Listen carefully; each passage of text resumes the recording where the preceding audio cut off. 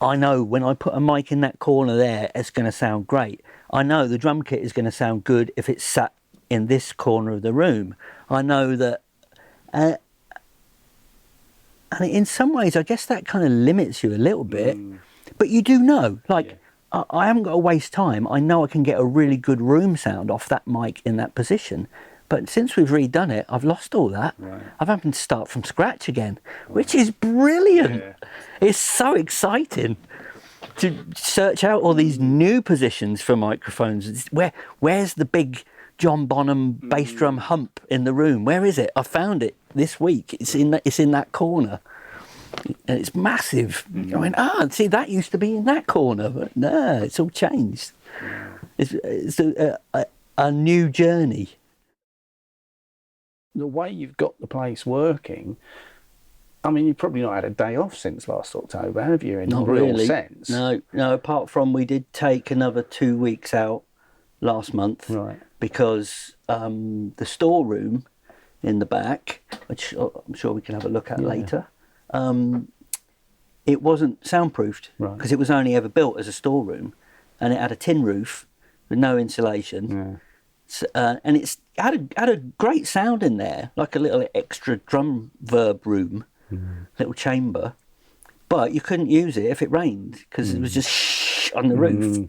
And if any traffic going past the end, which doesn't happen often because it's not a road, but sometimes people reverse vans around the back. Obviously, it would ruin your take.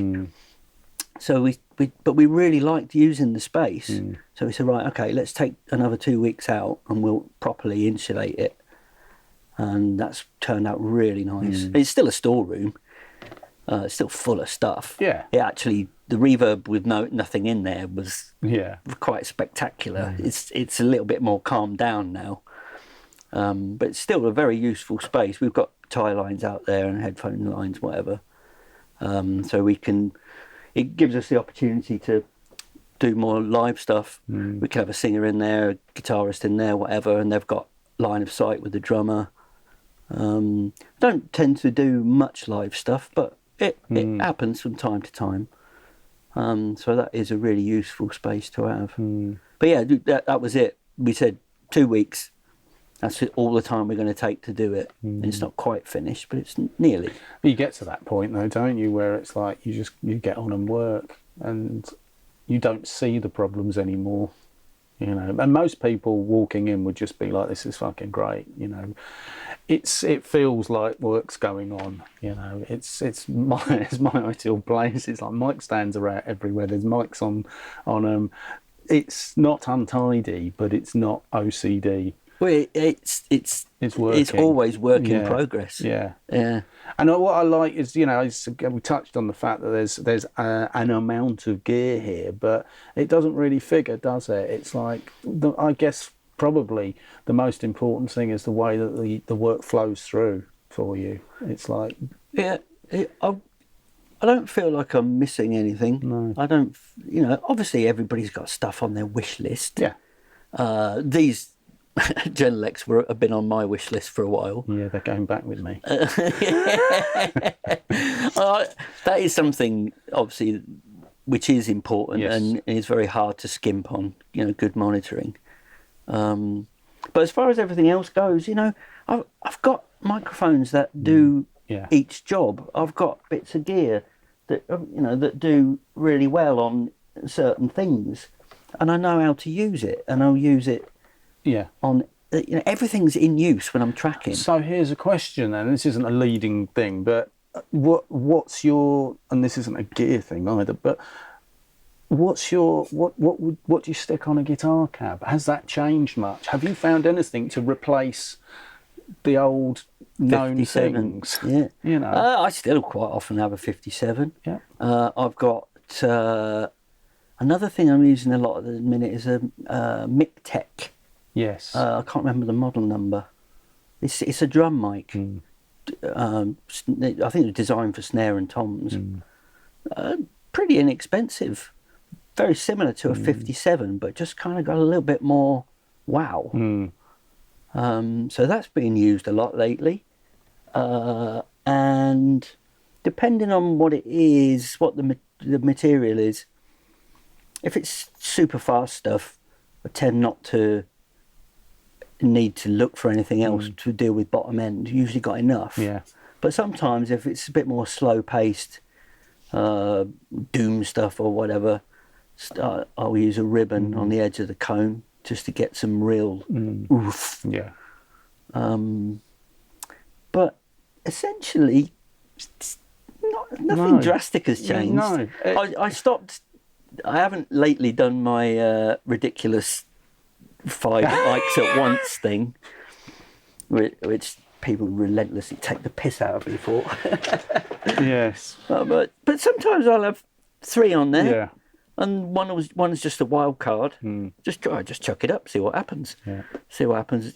Ride it up and see where the phase locks in or doesn't. Yeah. Which puts it back to the monitoring being so important, because it's like if you can hear what you're doing and you know, hearing in context with a track, what does that sound need with these sounds, then no spec or hearsay about anything is going to affect what comes out of those speakers. It's about putting it in front of a cab, moving it and going, that really works with that guitar. Well, and also not being too precious to go, oh, that doesn't work at all. I really ruined that, didn't I? Come on, let's try something else. If you can't make it work quite quickly, then something's wrong. Go back to the beginning and have another look at it. Well, I'm notorious for saying I hate Royer 121s on guitar cabs. Right up until the time I did it in front of a whole bunch of people and said, I bet it's going to win today. And I've not used anything else since, because it seems to be fucking winning every time. So what do you combine that with? 57. Yeah, 57 and a Royer. But the 57 gets moved to where... And I take time. I mean, it's like I will go in, I'll stick a piece of tape across where the grill, where the cone is, and I'll mark it into like 10 segments, and I'll just record a bit at each one, just because I'm not paying for one of those Dynamounts. I would Even like though one, they're brilliant, but they're ridiculous they money. are expensive, but they're brilliant. And a friend of ours, John Priestley, he's got one, and I tried it. I said, go on then, impress me, and I went, oh fuck, I'd never have come to that decision. And it really was. It was like this incredible point for that particular sound on a. So as 57. You were moving it, could you not see it? No. You were just. Exactly. You're looking on screen at the positions it's meant to be in its target area, but no, just listening. Yeah. Going, see, that's the magic, isn't it? Brilliant. Not actually looking at what it's doing, because. Totally. You could put it somewhere and go, I would never put it there. Well, that's what normally we say, isn't it? I'd never normally do that. Yeah. That's why I don't have screens in front of me when I'm mixing. In fact, when I'm tracking, I'm always off to one side. I mean, I'm lucky I work in rooms that have got dualities and AWSs, so that I can use the control surface for return, My computer's always off to one side. I never look at the screen. I've got the screen and keyboard off to the side here. Unfortunately, the screen packed up yesterday, so I'm going to sort out what's going on there. I don't know if it's a power supply issue. But it's that change of perspective, and it's also actually going, no, I am going to listen. I need to work out what's going on with those two. Like you said about getting the phase right between two microphones. It doesn't matter what it looks like. It's like, how does it sound when you do that? Yeah.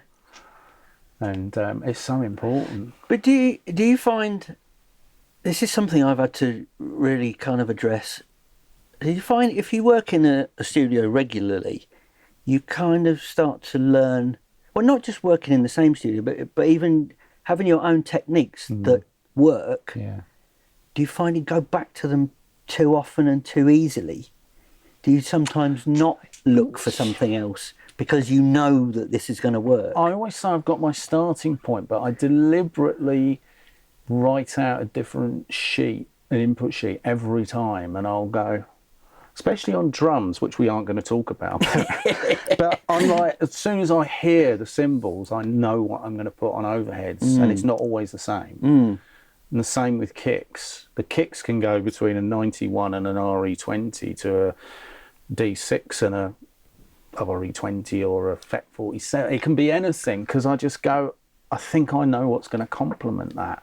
But it's never anything newer than about 1985. Yeah. I have found since we've changed things around, that there was a few things, like, for example, room mics. Yeah. I knew I'd covered that whole room in every mic and moved them around over the years. I mean, I've been here 12 years now. Wow. So you start to know, Yeah. I know when I put a mic in that corner there, it's going to sound great. I know the drum kit is going to sound good if it's sat in this corner of the room. I know that, and in some ways, I guess that kind of limits you a little bit. But you do know, like, I haven't got to waste time. I know I can get a really good room sound off that mic in that position. But since we've redone it, I've lost all that. Right. I've having to start from scratch again, which is brilliant. Yeah. It's so exciting to search out all these new positions for microphones. Where's the big John Bonham bass drum hump in the room? Where is it? I found it this week. It's in that corner.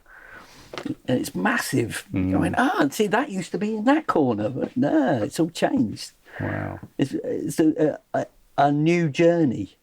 That is good, because it's got to be inspirational, hasn't it? I mean, I guess that's part of, again, the whole changing round of this. It's like, it's an inspiring change for you, isn't it? Yeah, because there was times where I would sometimes dread coming in, not because of the music, but because just like... Not what you said earlier. Well, sometimes because of the music. But sometimes it felt like, oh, God, another day at the office. Job, you know. But doing this, I mean, I pretty much haven't left this room since October. I love it here. You know, I sleep in here. It's brilliant. Because everything in here, I don't regret a single penny of spending. No. Including the air conditioning, which is gorgeous. It's fairly quiet as well. It is. I was gonna comment on that. I mean, I thought I'd leave it a bit after we heard the traffic going past, but the door was open. It's actually incredibly quiet in here. Yeah. It's peaceful. And also quiet electrically as well. You can crank that desk up full. Like, on a loud listen, you can't go past about 10, 11 o'clock on the dial. Right. You can't get to 12 o'clock, it's too loud. But you can crank that dial all the way open and you can't hear a single bit of hiss. It's clean as a whistle right through, which we're not quite sure why. We haven't changed. We did some rewiring, but there's no reason that we can think of why it's so much cleaner now than it was. You didn't before. have some hi-fi bus coming in with their tour light suspensions for your amp and everything, changing the orientation and all that. It could easily be something like that, a repositioning, but different don't RF question it. interference, maybe. What's it like? I shouldn't probably ask this, but what's it like in terms of overall with guitar noise now? Has that improved? Yeah. There's a brilliant byproduct. Yeah, it has. That's probably because they can get a little bit further away from everything. Because before, people would either be kind of almost sat on the rack, or they'd be right up against the amps.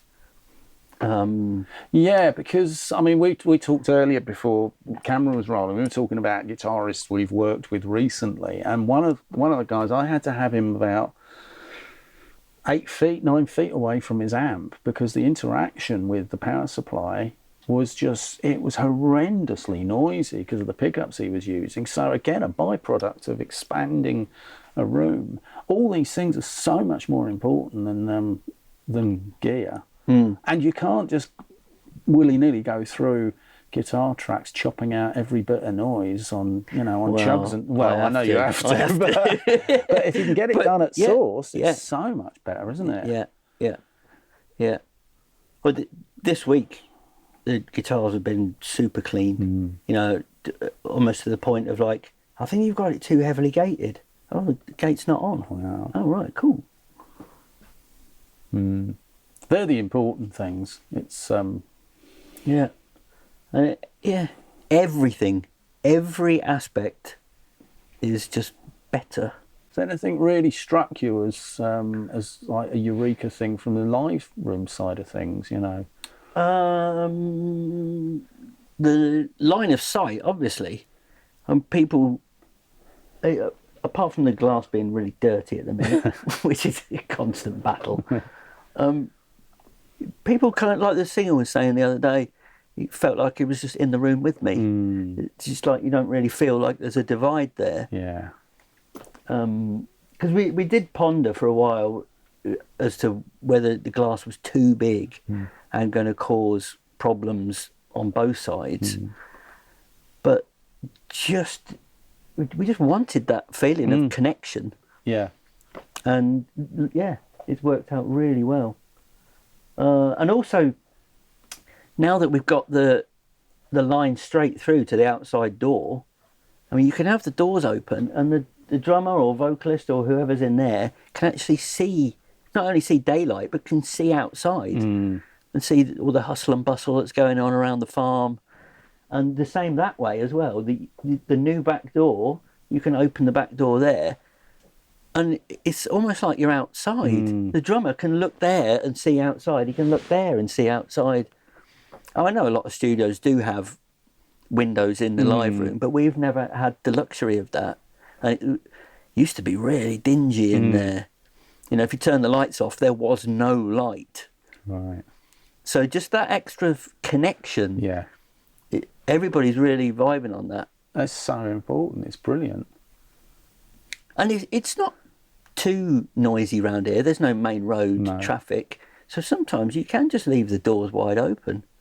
And we don't really bother the neighbours. And apart from the gym next door throwing weights around, we don't get much bother from anyone else. Yeah. So in terms of guitar, I mean, if you're going to have problems with a guitarist, what are the ones that you think might be a bit preventable? That if a guitar player was going to come and make our lives easier and their lives easier eventually, well, preparation, obviously, and that includes your equipment and your playing the song. Whether you wrote the song or whether somebody else wrote the song, knowing what the other person is playing, if there's two guitarists, and bass player, obviously. And not just, he's playing an E and then an A and whatever, but how exactly is he moving between those notes? Is it a push? Is it a slide? Is it a hammer-on? All these details, even if you're not playing the same part, you need to know what the other guy is doing, and you have to have consideration for what everyone else in the band is doing, even the drummer. But we're not talking about drumming. No. See, you get people who put the work in. Two guitarists will sit down and work out, so you're sliding from that note to that note. Okay, well, I'll do the same then. Or I could do this instead. Does that work? Yes, it works. You know, doing that before you come here is great, not only for workflow, but also financially. I mean, why do you want to pay me to sit and listen to you two working it out when you could have done it at home before you got here? And it does happen quite a lot, unfortunately. And with equipment too. Pick your guitar. Are you heavy-handed? Do you grip the guitar? In which case, find a guitar where you're not going to bend those notes out of tune in between the frets. Don't have a jumbo fretted high action. You know, you can bend a whole semitone out just by squeezing a bit hard. And how come guitarists don't understand that? Surely that's like lesson 1. Yeah. Can you keep your guitar in tune? That's probably the biggest one out of everything, isn't it? Is the hours lost tracking guitars that won't intonate with each other, or strangling a chord to death. It's a. Do you have any things in the bag when you sort of want to change the energy of a part, make it more sparkly or something? The guitarist isn't physically capable of, playing a different inversion or anything like that. Maybe they don't talk that language, or they're just a jobbing guitarist. I mean, yeah, I think it depends on their willingness to adapt, because even a guitarist that maybe not skilled enough to work out inversions of what the other guy is doing, if you can suggest, oh, well, why don't you stick this note in? Or this. That's why I've always got a guitar sat there. I'm not a great guitarist by any means, but I'll pick up a guitar and go, oh, can you just fit that note into the chord? Or have you tried this? And that makes communication a lot easier. But some people are not willing to accept that. Like, I'm not the guitarist, so why am I telling him what to play, kind of thing. But yeah, willingness to adapt, preparation, good equipment. Don't tell me the intonation was fine when you bought it. Yeah, it wasn't quite that bad the last week, but it was close to that. It was fine when I was last here, which was 5 weeks ago, and I've changed the string since then. So surely it's okay. And it's in a different tuning now. Yeah. I've just dropped it from E down to A. Yeah, and it sounds a bit wrong. Oh, does it really? Around the sort of 7th fret, it's the action's higher, but it seems to go out of tune a bit. I can't work out why. So how do you manage because I'm people that know me really well know the 98% threshold of anger. I am Bruce Banner at 98%. 98%, that's quite high. It's not bad. High, it's getting lower at the moment. But how do you deal with the frustration of that bloke in the band? Well, and his comrades. I think my threshold is slightly lower. Yeah, mine is really. But it depends. It depends what else is going on. It depends what time of day it is. It depends if I'm hungry. Yeah. Don't even talk to my mum about that. But sometimes you've got to be blunt with people. The guy the other day, after messing around for ages, and out of tune, and that guitar doesn't work with the sound, and we'd been going round and round in circles for ages and ages, and everybody was getting a bit tired and knocked, and it was coming towards the end of the day. And he said, well, what if I do this? And I just said, I don't care. I don't care anymore. Sorry. And that's terrible. What a terrible thing to say. Yeah. And I did apologise afterwards. I'm not usually like that. But sometimes it's just like, no, my fuck's given tank is empty. Yeah. I've got none left. I think it's part and parcel of it, isn't it? I mean, you're stuck in a room with everybody pouring their heart and soul into it, and that's part of the thing about having breaks, isn't it? And the budgetary led thing of like, how do you fit enough breaks in? Yeah. And I do find, especially when you get into the production line of the overdubbing, there's only one person that's here all the time. Everybody else gets time off, and that's not pleading like, oh, I'm really overworked and underpaid. That's if you want the best out of me, don't keep bringing me cups of tea. I'll go to the kitchen myself and make my own because I need 5 minutes. And it's dealing with that whole managing a whole, what it is. It's herding cats, isn't it? Really? Yeah. I mean, I am terrible for it. Really, I don't take enough breaks, and I don't. I still have a lunch on my lap while I'm working, and I'll be the first one here and the last one here. And I'm always like, I could go home now, go and have dinner and chill out for a couple of hours, or I could fix that terrible guitar take from earlier, and it will be great when everyone walks in the morning. And I still do it, and I know it's foolish. I know it is. I know I would be better off a lot of the time to go and have a rest, but I can't do it. If I do, I'll go home and I'll be thinking about it. Yeah, you won't sleep. Yeah. I'm the same. I used to, because on the old days of analog tape, God rest its soul, monumental fuck-ups were when you recorded over something. So you'd ignore that fader for a few hours and go, I've got to find a way. There's got to be another take where I can, fly it across the half-inch and spin it back in and fix it. And you'd be there till 3 a.m. doing this shit. And then you would sleep. You'd sleep soundly for 3 hours. as opposed to having a restless night of... Yeah. But the whole COVID situation has actually taught me how to have time off. For the first time ever, when everything was locked down to begin with, I said, strangely enough, I got into gardening. Wow. My vegetables are immense now. Is there a cure for that? Okay, I never would have thought it. No. But yeah, I've got carrots forever. It goes to show, potatoes, doesn't it? onions. And I really got into it. And now I find myself sitting here going, I must remember to water the potatoes when I get home.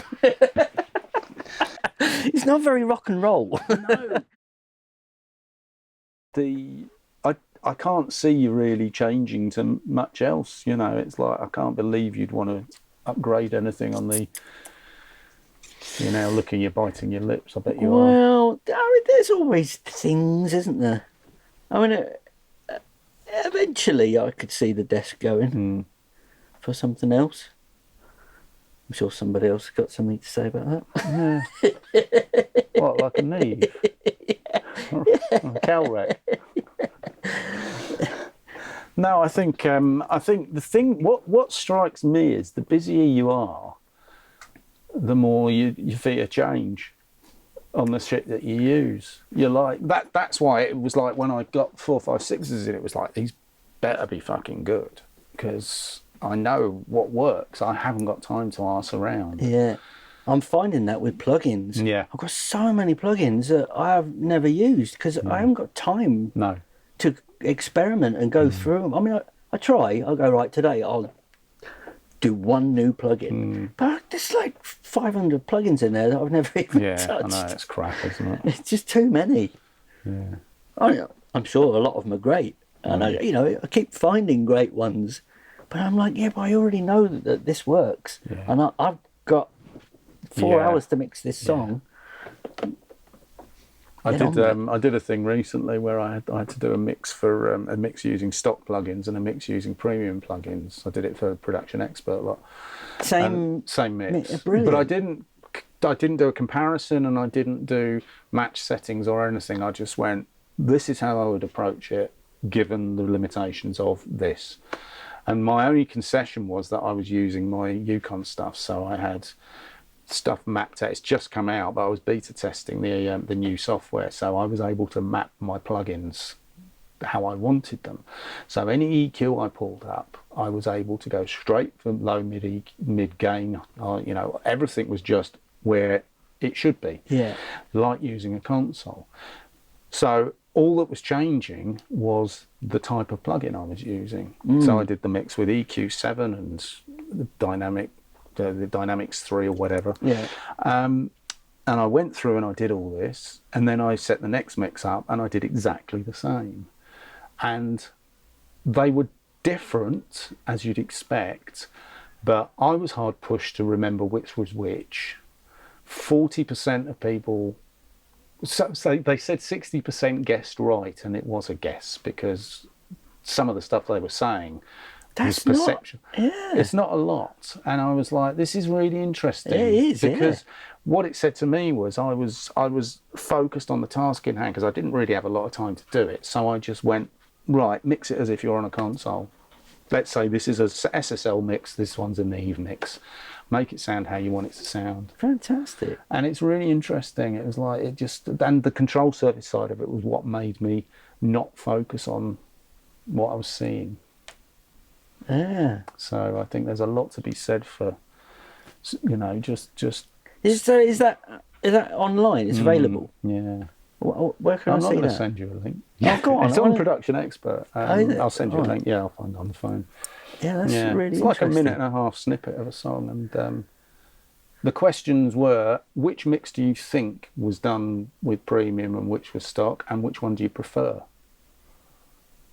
And the answers were always, thankfully, in a very positive way. One is clearer, one is smoother, which could have been one's muffled and one is too bright. Yeah. So I took them all as like being, actually, they're both good mixes, and therefore... They're great. Yeah. It's interesting. It was a good exercise to go through. It hasn't changed the way I work, because I always work with control surfaces, but I do like getting away from the screen. It makes you make decisions based purely on...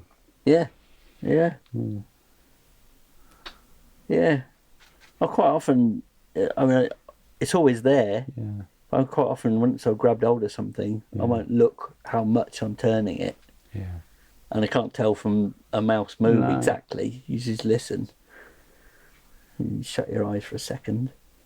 That's that thing with two faders as well, isn't it? It's like, oh yeah, that's better. Yeah. Reaching for an EQ. I remember I was with Sneap once, and he said, "What do you think about the level of this?" And I said, "I don't know. Maybe it needs to just push a little bit." And he said, "Okay." Pulled the faders down. He goes, "Now close your eyes and put it where you think." And I put it, and it was exactly back where they were. Interesting. And he said, "Yeah." He goes, "I keep doing it." He said, "I think I want to push them a bit more." He said, "No, put them down," and I keep putting them back where. He said, "So it must be right." Yeah. And I'm like, "Yeah." Yeah, a friend of mine, Don Morley, he does the thing about panning. Someone said, how do you determine where you pan something? And he goes, I grab hold of the pan pot, I shut my eyes, and I pan it until it gets to the point where it's the loudest. And he says, there's a spot for it in the mix. And it's like so simple, really, isn't it, when you think about it? I've worked with people recently who, this one guy, he knows who he is. He got himself a new digi-icon, new to him, and he's playing with it. And I watched him tweak a send and the fader, and then look up to the screen and adjust it to what the numbers said. And he said, "I know you're watching me, and I know what I've just done." I went, "You've got to stop that. You've just corrected yourself visually." It's so interesting. And he's done the thing of like panning the two things and then going, "Oh, one's at 49 and one's at 53. Oh, I better adjust that." It's just like, that's that perfection that makes no sense to me. Really, just like, you're obviously, something about you says that felt right. Yeah. I know there's times where I still do it. Yeah.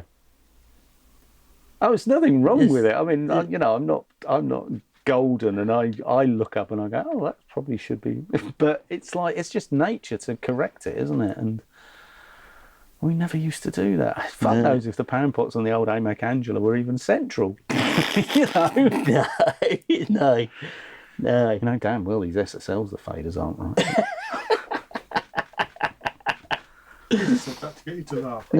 He's ignoring me back there. He's taking a photo of the talent. Do you want to see my grotty shoe in the shot? Right, I've just realised my bunion's sticking through. I bought these running shoes. And guess how far I've run in them? I don't know. I'm going to say probably... I'm on my third pair of trainers since last January. Fucking ridiculous. Because of all the walking. Yeah. I've done... I do easy 40 miles a week. So what does that equate to? 120 a month? Yeah, no, 160 a month. I turned my step thing on during lockdown. It was hilarious. Yeah. It was bed, garden, kitchen, bed, garden, kitchen. It's terrible, isn't it? This is mercy now. I mean, I actually got past the first time. I was nearly in tears when I broke my streak.